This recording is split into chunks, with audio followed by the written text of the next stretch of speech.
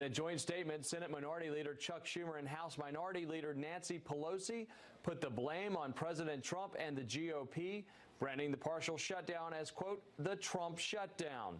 They called for a strong, sensible, and effective border security policy, calling the president's wall expensive and ineffective.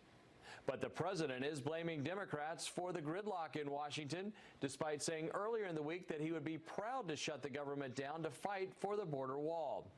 Congress will gavel back into session at noon today, but the House leadership has said they'll give 24 hours notice before a vote, so the soonest this could be resolved would be Sunday. The White House confident that this partial shutdown will be a short ordeal, but sources on both sides of the aisle say it may take a while, and both parties are preparing for a lengthy shutdown. This is the third federal government shutdown of 2018. The last time that happened, 1995, when President Bill Clinton was in office and Newt Gingrich was Speaker of the House. I'm Robert Gray. Now we join Hannity, already in progress. Funded. Joining us now, Freedom Caucus Chairman Congressman Mark Meadows, Ohio Congressman Jim Jordan. Good to see you both. Congressman Jordan, what's the answer to that question? Will it ever be funded? Yes. Remember, Greg, just last week in the Oval Office, Nancy Pelosi told the President of the United States there aren't the votes in the House to pass a bill with funding for a border security wall. Just last night, 217 Republicans proved her wrong and voted to pass a bill with dollars for a border security wall. This makes good sense. The only reason we're going to be headed to a shutdown here in a few hours is because Democrats don't want to support something that will actually secure the border, plain and simple. Congressman Meadows, you know, Trump promised it. He has tried to deliver. The House delivered, but the Senate won't. So is this the Chuck Schumer shutdown? Well, indeed, in just a few hours when it shuts down, the only person standing between really getting a deal and not getting a deal is Chuck Schumer. But I can tell you, you mentioned, you know, Peter Doocy was talking about the vice president. It's his entire team that has been working on Capitol Hill all day. The vice president, Mick Mulvaney, Shahira Knight, Jared Kushner. The president has been on the phone with senators and congressmen throughout the night. His desire is to not shut it down, but it's also to deliver to the American people.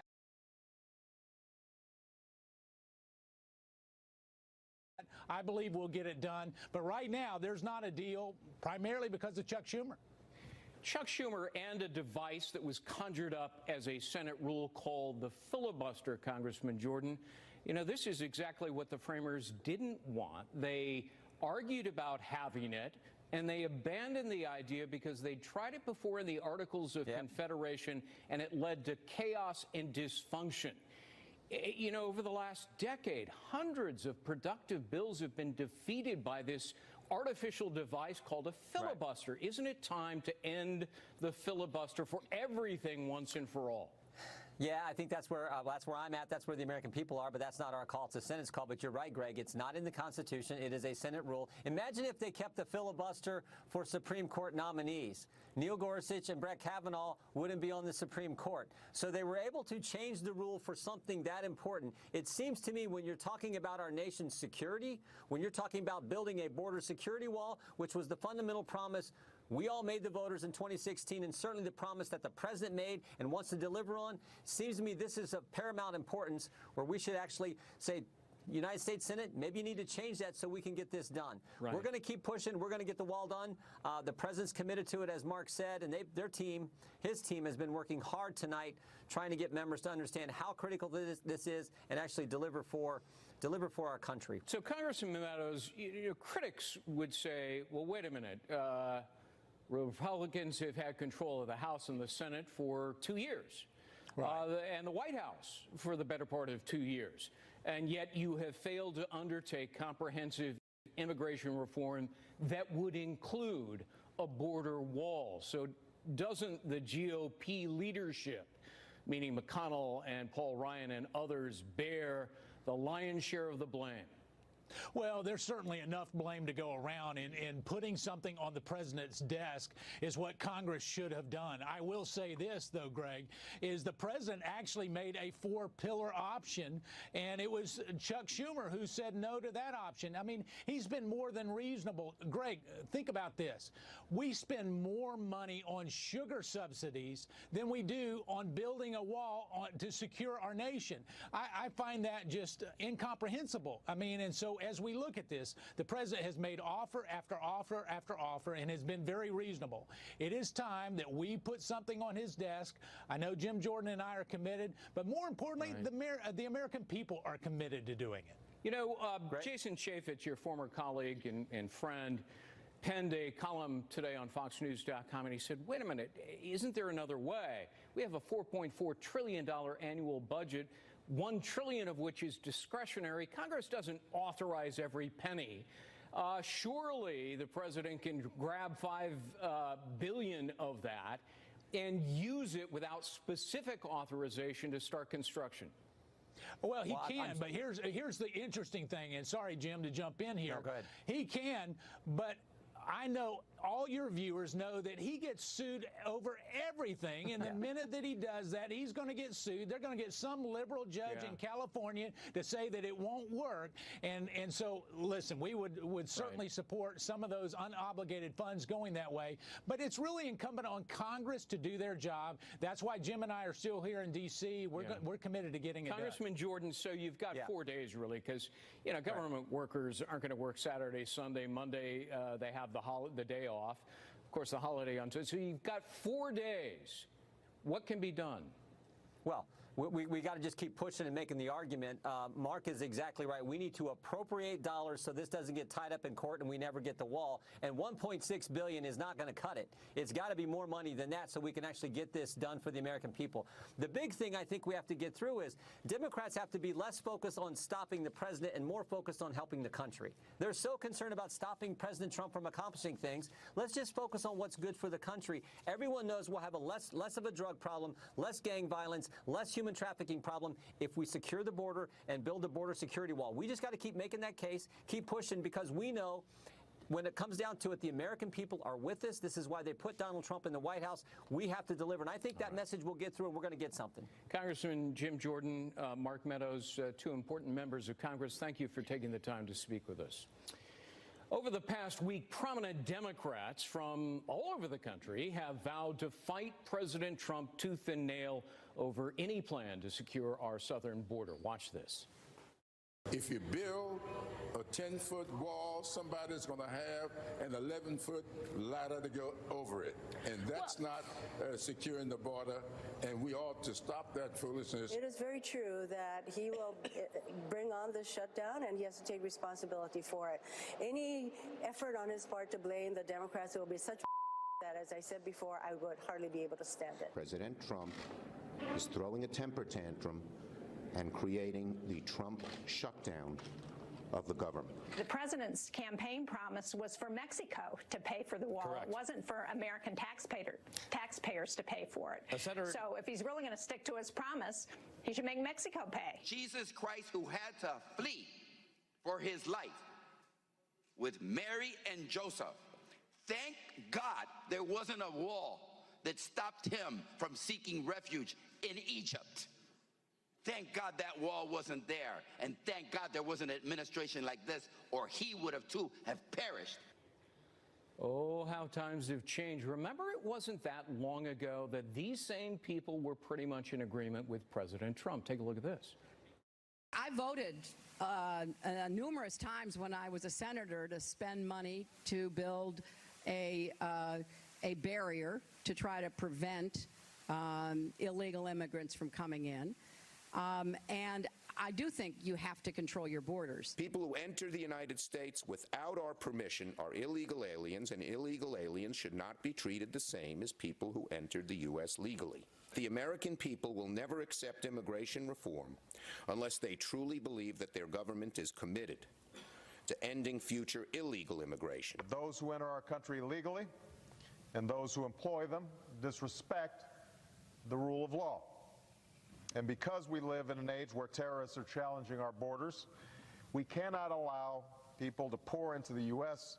undetected, undocumented, and unchecked.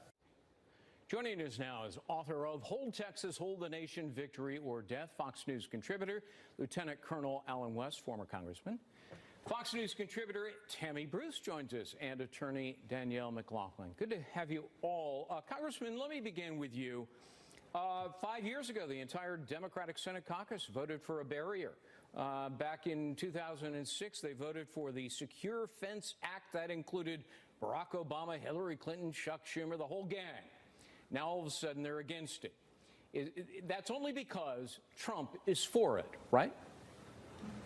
Well, without a doubt, and when you hear Senator Schumer saying President Trump is not going to get his wall, this is not about President Trump or his personality. This is about the constitutional duty and responsibility of the United States elected officials there in the House and the Senate. And that constitutional responsibility is to protect the sovereignty of the United States of America and make sure that the American citizens are secure. Article 4, Section 4 talks about this. The Founding Fathers put it in there. Now, when you talk about a border security wall, no one is talking about 1,700 miles of a continuous wall. Of course not. But we're talking about a place where you can have an obstacle, an obstruction along some of these routinely used infiltration corridors that the drug cartels and others are using to include Islamic jihadists to come into the United States of America. But Tammy, it's all about Trump. They just, you know, he could say Christmas presents for all and the Democrats would oppose it because it's Donald Trump. Well, yes, but in this particular instance, it's worth opposing because he'll actually get it done. We have Congress voting for these kinds of things all the time, and it never happens. It was promised to President Reagan. They thought they were going to have a wall and serious border security back, of course, in the 80s and even prior to that. And this is a president who actually can't be controlled in that he can't be stopped from getting things done. And this is, I think, his primary threat. What we do know, of course, is that what we've seen in the last 2 years is the Democrats became a party of bullies, chasing around the GOP women, harassing people in public. And now we're seeing this happen, this kind of approach is, I think, you're going to be seeing in office as well. We saw it with Representative Gutierrez attacking Secretary Nielsen for 6 minutes at a hearing. And then he walked out. And then when she's about to respond, he walks out. Right. So look, this is what the American people, I want them to see it for the next 2 years, but we also know that this can't be a game. It's been a game for too long for Washington. This is, I think, in some ways what the founders wanted, a man of action or person of action in the White House to move Congress into getting things done. Right. And at this point, I think the Congress should remember what their job is, why the president was elected, and a Harvard-Harris poll saying 80% of Americans want a secure border. And, of course, a barrier is going to have to be a part of it. You know, Danielle, I think most Americans, frankly,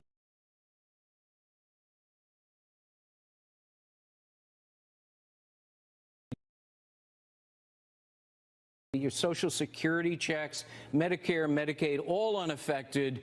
You know, you're still going to get frisked at the airport, and the VA, you know, hospital isn't going to pull the plug. So it doesn't affect most Americans when the government shuts down at midnight tonight.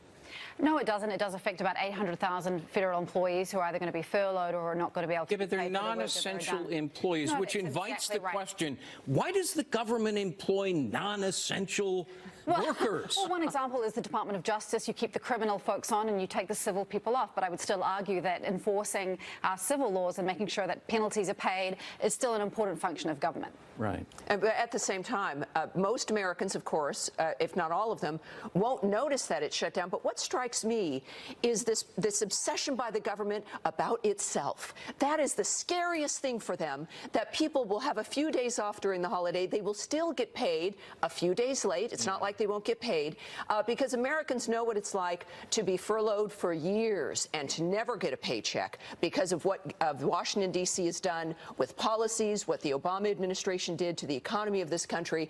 But when it comes down to this, it's like the scary monster of a government shutdown.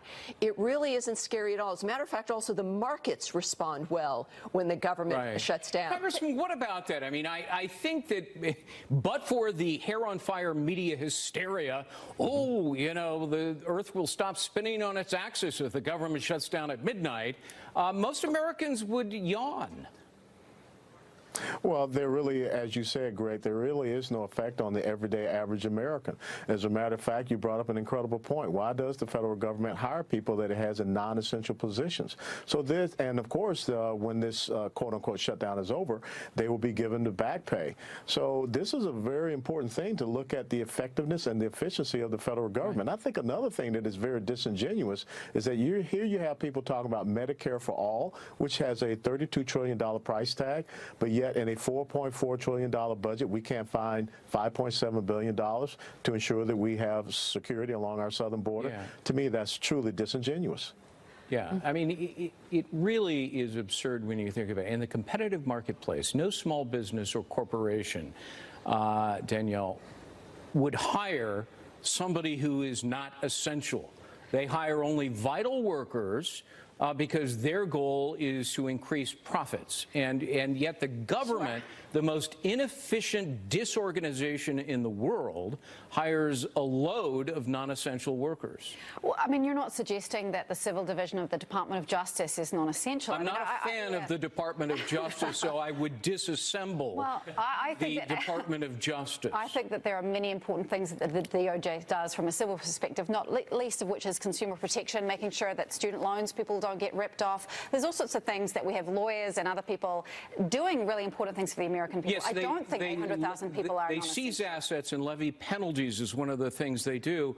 Why not use the $14 billion they seized from El Chapo, the Mexican drug cartel kingpin, and use just a portion of that to pay for the wall? We just have to remember when we think about money and who we're hiring and what we're paying for. Remember the billions that were lost in the State Department when Hillary Clinton was Secretary of State. The 700, I think, million, maybe it's billion, in the Pentagon that can't be found. Right. The amount of money, because the government is so large, it becomes like water. Right. And it just you just lose it. $200 toilet seats. You know, that's really, I mean, like, who has it? So why are we spending $5 billion on a wall when we could do this with drones, we could do this with personnel, actually create employment on the southern border with new technology? Democrats are not about open borders. They care about sovereignty. They care about using money wisely. So if we're concerned about 800,000 people and whether that's government waste or not, then why aren't we thinking that whether this is really actually a big white elephant that's going to get mired in lawsuits over eminent domain for years, cost the money, the government far more money as it relates to lawsuits. But Danielle, we do know where there is walls. We do already have sections of walls across the border. Since the 90s. Yes. And where those walls exist, at least 95% of illegal traffic ended. And that includes illegal aliens and drug traffic. So we have the proof in the history along our own border where the segments of walls exist, and again, starting in the 90s. So it's been consistent historically over decades. Congressman West, let me come back full circle to my original question. Democrats have long argued for a barrier on the southern border, and yet now they're flip-flopping. Would you agree that the only reason is they don't want to give Donald Trump a political victory because he promised the wall? Yeah, you're absolutely right. This is not about President Trump, although Senator Schumer says that. Ask the Israelis who built the wall, what did that do for stemming terrorism when they had those first and second intifadas? When you look at proven, as Tammy has talked about, there are direct results from having a border obstacle down there along our southern border. And I know that Danielle talked about drones and other things. You can use the drones. You can use people on the ground. But the purpose of a wall is to canalize or channel people into areas where you do have those additional resources. We just found out this past week that we had an infiltration tunnel that was being built and almost completed along our southern border. We have a very serious problem, and we have to rectify it. All right. Congressman West, always great to see you. Tammy, Danielle, Merry Christmas. Thanks for being here. Yeah, Merry Christmas, you guys. Happy holidays. Merry Christmas. Coming up next, members of the mainstream media continue repeating the same old talking point on the Trump administration, so we'll show you the tape. You don't want to miss that. And then former FBI Director James Comey is continuing to downplay deep state corruption and efforts to undermine President Trump. Stick around for that. We'll be right back. Really does feel the walls closing in on him very quickly. While Donald Trump is no stranger to legal troubles, the walls may be closing in now. So many investigations, and clearly the investigative walls are closing in on Trump. The walls are closing in. It seems every day now a new facet of President Trump's life, both personal and public, is being scrutinized. You know, it's like an echo chamber. They only hear themselves. Joining us now with reaction from the Hill, Joe Concha, Turning Point USA founder, Charlie Kirk, Fox News contributor, former Clinton pollster, Doug Schoen. So, Joe, let me start with you. You know, you've pointed out that Trump's ratings are fairly static. Does that mean that the media has lost its mojo, or Americans are just wise to their act? Well, that's quite a montage you just played, Greg. I mean, it's as if a memo went out and everybody got the same exact talking point. Yeah, look, it's like the boy who cried wolf, right, the old saying, except now it's the boys and girls who cry Trump. And it's not just the walls are closing in. And by the way, you talk about impact. Yeah, his poll numbers are stubbornly in the 40s, and that tells you that all this negative coverage isn't really having any effect because nobody trusts the messenger and the messenger has become redundant. But it's not just the walls are closing in. It's the noose is tightening. And then we hear about all the moments, the pivotal moment, the dangerous moment, the defining moment. Then we hear about the beginning of the end, the bombshell revelation, the bombshell report, constitutional crisis, worse than Watergate. This is a turning point in the Trump presidency. Trump weaponizes, and then one I'm giving up for as my New Year's resolution at the end of the day. The point is, you keep saying these things over and over again, right, and it gets a bit tedious after a while, Greg. It really does. You know, Doug, I spent a chapter in my book going through the outrageous media statements in which they said, this is a bombshell, this is the end of Trump, they're going to be taking him away in handcuffs any minute now. And of course, most of those stories had to be retracted and corrected. They were wrong. They have written his political obituary as far back as 2 years ago, and it hasn't happened yet. Well, look, you're absolutely right. The media has gone over the top, but I would say the narrative of this week, which is a problem for him, Greg, is not that the walls are coming in, but the wall's not getting built. And with a Democratic House coming in, I'll say this to the president and any of his supporters listening, you have to do what Bill Clinton did when he had a Republican Congress. Right. Compromise. The president cannot govern only to build the wall and get his agenda. Compromise requires conciliation, compromise, and if he doesn't seek consensus, he'll be the loser. But that was 1994, and you're the guy who told him to compromise. But the political arithmetic is the same. And I remind Joe Concha, 46 is less than 50. All right. You need 50. Chuck, Charlie, let me go to you because, you know, the imminent demise of Donald Trump has been written now for 2 years, as I pointed out before. And yet it hasn't happened. Is it simply because the media has such unabashed scorn and visceral hatred for Donald Trump, the man, and his politics, that they cannot contain themselves? That's exactly right. And I want to address the reference back to Bill Clinton. We must remember that Newt Gingrich and Bill Clinton, they fought, you know, endlessly. And actually, there was a government shutdown over Christmas during one of those negotiations. And on the front page of a magazine, it was the Newt that stole Christmas. Never forget that Republicans fought in the 90s to get these reforms to balance the budget, welfare reform, so on and so forth. And Donald Trump right now is doing the correct thing, taking a hard line to fulfill a campaign promise that will make our country stronger and safer and protect our national sovereignty. And finally, Republicans are like, oh, wait, we can fight again? We don't have to just pass these endless continuing resolutions without progress to go back to the American people. This is a core campaign promise, and I'm so glad to see the president fulfilling it the best that he can and pressing the legislative branch to fulfill that. When he actually does compromise and achieve something, and he did, you know, most recently, the Criminal Justice Reform Act that was passed into law, once he signs it. You know, it's sort of buried in most newspapers. The New York Times actually gave it fairly minor play and grudgingly said, okay, he actually did something good. I know it broke their heart to have to print that.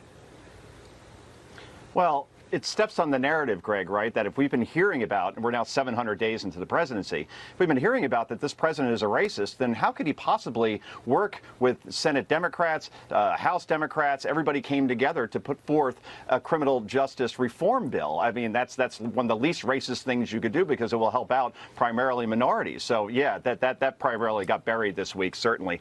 But again, we go back to all these sayings being said over and over again and the impact that it has. And the bottom line is that all these pundits, and a lot of them are anchors too, they're at least disguised as anchors, but they're giving opinions, they're sharing their feelings, they're not just seeking facts. The goal isn't to win an Emmy or to get a Pulitzer. The goal is to get on Stephen Colbert's show or Jimmy Kimmel's or Bill Maher, because that's when they feel like they've arrived. And one last point to Doug, by the way. I know you said you got to get to 50.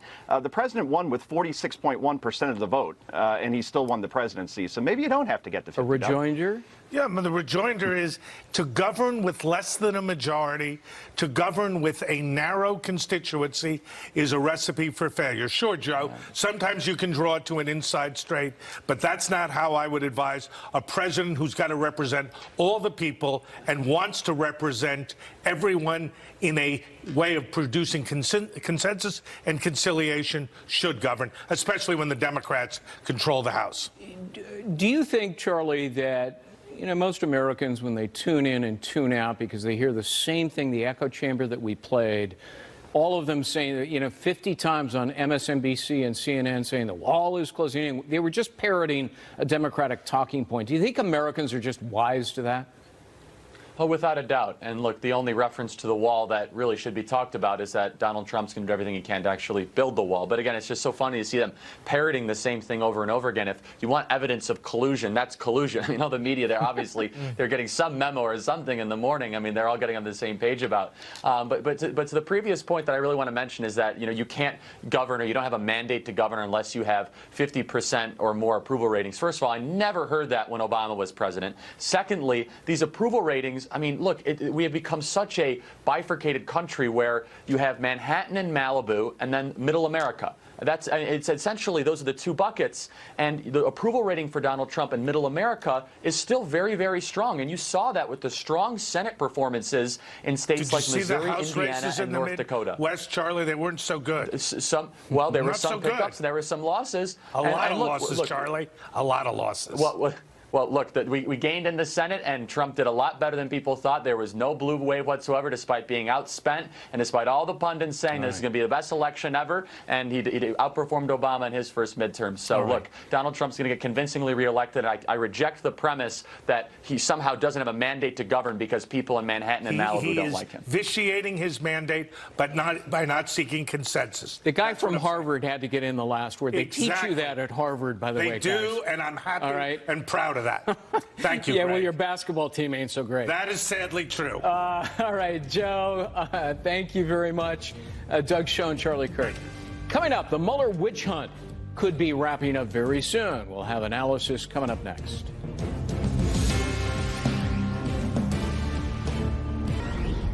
This is a Fox News alert. I'm Robert Gray. The government is now in a partial shutdown, its third of the year. Hundreds of thousands of federal workers will be furloughed or work without pay just days before Christmas. The partial shutdown coming with Democratic and Republican leaders failing to agree on spending for President Trump's border wall. At the core of the dispute, President Trump and congressional Republicans demanding $5 billion for the wall on the U.S.-Mexico border, with Democrats refusing to cooperate. Senate Minority Leader Chuck Schumer and House Minority Leader Nancy Pelosi are blaming President Trump and the GOP, calling the partial shutdown, quote, the Trump shutdown. They called for a strong, sensible, and effective border security policy, alleging the president's wall expensive and ineffective. Call it a Democrat shutdown, call it whatever you want, but we need their help to get this approved. So, Democrats, we have a wonderful list of things that we need to keep our country